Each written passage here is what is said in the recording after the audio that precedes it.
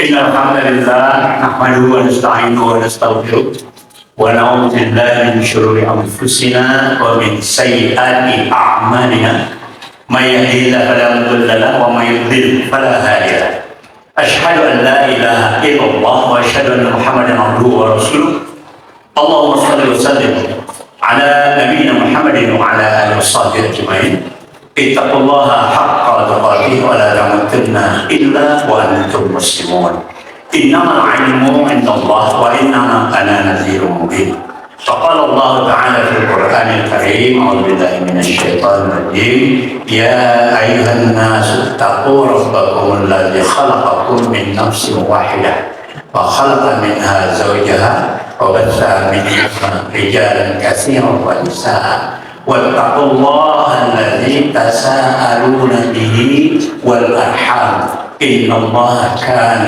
عليكم رقيبا. Jemaah Masjid Al-Barakah yang insya Allah kita semua mendapatkan ampunan dan pertolongan dari Allah Subhanahu wa Ta'ala, hendaklah senantiasa kita bersyukur karena hanya orang-orang yang mengetahui saja yang bisa bersyukur.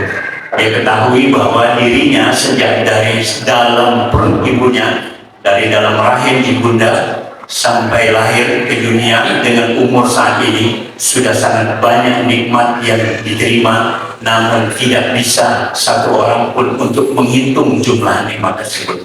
Karena kita sadari kita tidak pernah menghitung berapa orang yang sudah mengucapkan salam kepada kita dan berapa orang yang sudah tersenyum kepada kita hari ini, karena senyum itu termasuk sedekah bagi orang beriman. Maka kita tidak pernah menghitungnya, alangkah banyaknya nikmat Allah yang kita terima.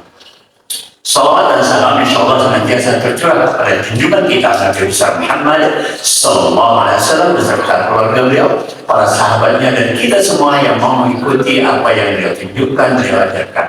Tema kita kali ini adalah silaturahim dan kekuasaan. Ini masih di penghujung bulan Syawal, bulan peningkatan. Insya Allah masih banyak kegiatan-kegiatan undangan-undangan halal bihalal yang meskipun halal bihalal itu sendiri tidak ada ketentuan hadisnya, namun menjadi kebudayaan yang baik untuk kita. Acara reunian juga banyak, kumpulan-kumpulan keluarga dan lain-lainnya saling berkumpul untuk memperpanjang, memperbaiki hubungan silaturahim. Dalam mukadimah khatib membacakan surat An-Nisa ayat 1. Bunyinya ya ayyuhan nasu taqu rabbakumul ladzi khalaqakum, wahai manusia bertakwalah kepada kamu Tuhan yang telah menciptakan kamu. Ayat ini ada dua perintah takwa. Tidak banyak ayat Quran yang satu ayatnya punya perintah takwa. Yang satu lagi dalam surat Al-Hasr ayat 18 wattaqullah. Juga Tanzul nafsun maqaddamat juga begitu juga. Ada dua perintah takwa di dalam satu ayat. Khalaqakum min nafsin wahidah, menciptakan kamu dari diri yang satu. Wa khalaqa minha zawjaha, dan menciptakan pasangan hidupnya dari dirinya. Jadi pasangan hidup dari makhluk yang satu itu adalah dari dirinya. Di dalam tafsir dikatakan Allah menciptakan Adam dan Allah menciptakan Hawa dari Adam, dari tubuh Adam. Wa batha minhuma rijalan katsiran wa nisaa, dan memperbanyak laki-laki dan perempuan. Jadi kalau ada yang belum punya anak, yang belum punya keturunan, ini bertakwa dulu kepada Allah. Karena itu pangkal ayatnya. Dia manusia diperintah bertakwa dulu. Insya Allah cepat dapat keturunan. Kemudian wattaqullah, dan bertakwalah kamu kepada Allah. Diulangi lagi. Allazi tasaaluna bi, dan orang-orang yang tasaalu meminta kepada Allah. Bihi kembali kepada Allah. Wal arham, dan memperbaiki, membina silaturahim. Innallaha kana 'alaikum raqiba, sesungguhnya Allah mengawasi kamu dan Allah sangat dekat kepadamu. Raqiba, bahkan Allah sangat dekat, lebih dekat daripada urat lehermu. Allah mengetahui apa saja yang terbersih di dalam hatimu. Maka ini satu perintah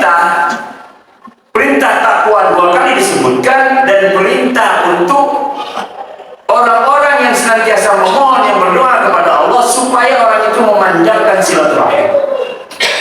Jadi silaturahim ini bukan hal yang sederhana, satu hal yang besar. Nabi Ibrahim lah yang pertama kali mengajarkan silaturahim. Mari kita bayangkan berapa jarak dari Mekah sampai ke Palestina. Nabi Ibrahim tinggal di Palestina, sedangkan anaknya Ismail tinggal di Mekah. Itu kalau dia di Google jaraknya itu lebih dari 1.200 km, lebih panjang dari Pulau Jawa ini. 1.200 km pada zaman itu hanya ada kendaraan onta atau kuda atau keledai.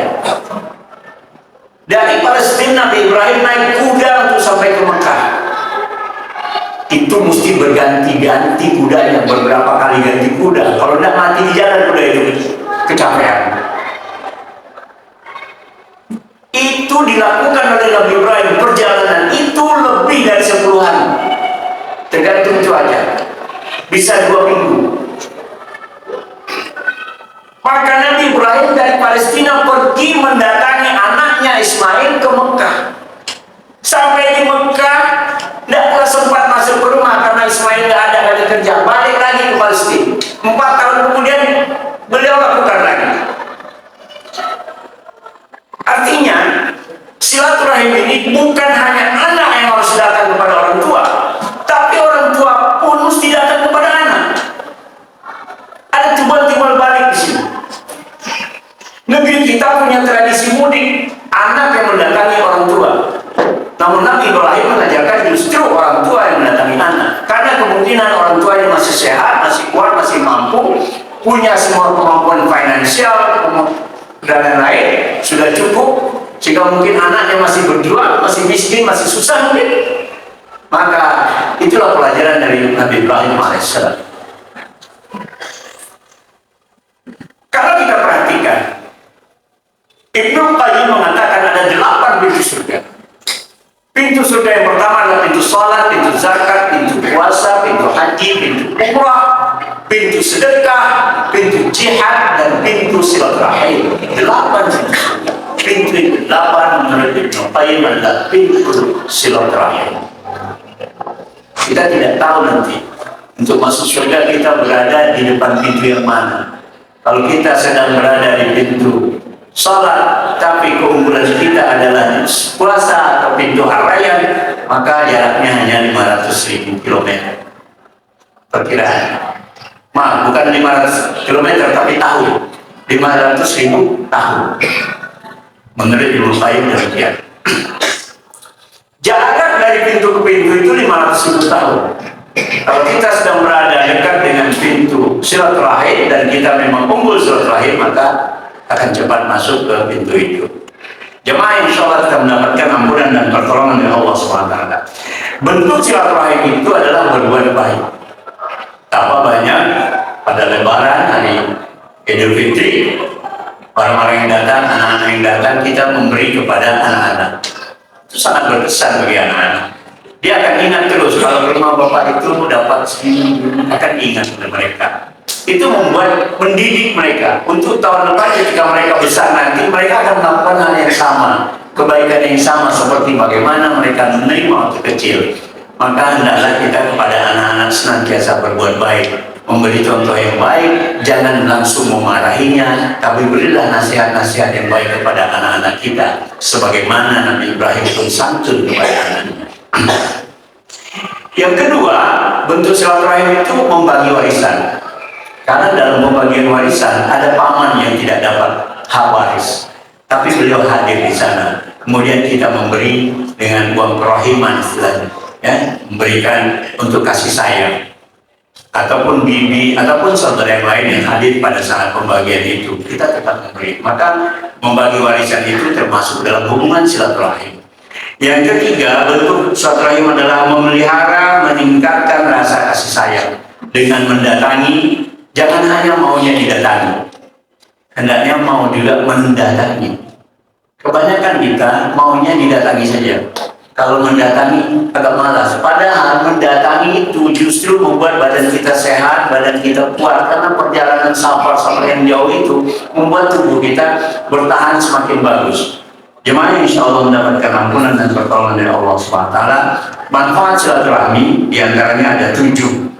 Yang pertama, mendapat rahmat, nikmat, dan ihsan dari Allah SWT. Yang kedua, masuk surga, diringankan hisabnya dan jauh dari api neraka. Yang ketiga, lapang rezeki dan panjang umurnya. Bagaimana bisa panjang umur? Karena ajal sudah ditentukan. Namun Allah akan berkehendak. Jika orang memanjangkan silaturahim, kata Rasulullah, umurnya jika dia umur 70 tahun ditakdirkan, maka akan Allah panjangkan. Mungkin menjadi 80 tahun atau 76 tahun. Allah a'lam. Semuanya adalah hak Allah untuk memperpanjang umur hamba. Yang keempat, menjadikan makhluk mulia. Yang kelima, memperkuat persaudaraan. Yang tadinya sudah lama tidak ketemu dan berbincang-bincang, mungkin minum bersama, makan bersama dan lain, itu akan memperkuat persaudaraan. Yang keenam, menambah empati. Kita akan tambah empati kalau keluarga kita itu mungkin ada yang sedang kesulitan. Dari obrolan itu kita tahu saudara-saudara kita yang lain bagaimana, akan timbul empati untuk saling tolong menolong, wa ta'awanu 'alal birri wat taqwa. Kemudian yang ketujuh adalah menjaga kerukunan. Dengan sering bertemu, insya Allah akan tambah rukun. Namun sekarang orang membina persaudaraan di grup WhatsApp, di media sosial, yang seringkali kadang-kadang karena perbedaan politik keluar dari grup, akhirnya timbul clash, timbul kesalahan, timbul macam-macam yang merusak hubungan silaturahim. Maka dengan mendatangi, insya Allah hubungan ini bisa diperbaiki kembali. Karena itu persoalan kecil saja, perbedaan politik saja. Jangan sampai merusak hubungan silaturahim, hubungan yang Allah perintahkan untuk senantiasa diperbaiki. Jemaah insya Allah kita mendapatkan ampunan dari Allah SWT. Ada yang dikenal dengan qati'ah ar-rahim, yaitu orang yang memutus silaturahim. Di dalam surah Muhammad ayat 22 sampai 23 Allah katakan, "Fahal asaitum in tawallaitum an tufsidu fil ard wa tuqatti'u arhamakum ulaika allazina la'anahumullah fa asammahum wa a'ma absarahum." Maka apakah sekiranya kamu berkuasa, asaitum antawallaitum, kamu berkuasa, kamu akan berbuat kerusakan di muka bumi, antufsidu fil ard wa tuqatti'u arhamakum, dan memutuskan hubungan kekeluargaan. Ada kecenderungannya demikian ketika dirinya masih biasa-biasa saja, masih sering mendatangi keluarga, masih sering membina hubungan silaturahim. Tetapi ketika sudah menjadi berkuasa, mulai kaya, mulai punya jabatan, mulai punya pangkat, sudah tidak lagi. Dan banyak demikian ketika sedang ada perlunya dia datangi pesantren, masjid-masjid, tapi ketika sudah menjabat lupa sama sekali. Dia memutuskan silaturahim, bahkan dia membuat kerusakan di muka bumi dengan segala macam fitnah dan perbuatan-perbuatan buruk lainnya. Ulaika allazina la'anahumullah, mereka itulah yang oleh Allah mendapatkan la'anahumullah, laknat dari Allah. Fasammahu artinya ditulikan telinga. Jadi kalau telinga mulai peka, mulai tuli, itu tanyanya orang yang kurang silaturahim. Coba perbanyak hubungan silaturahim, perbaiki hubungan silaturahim. Wa absarahu wa a'ma absarahu, dan dibutakan matanya. Kalau mata sudah mulai banyak lamurnya, sudah mulai susah untuk membaca dan lain-lain, maka perbaiki silaturahim.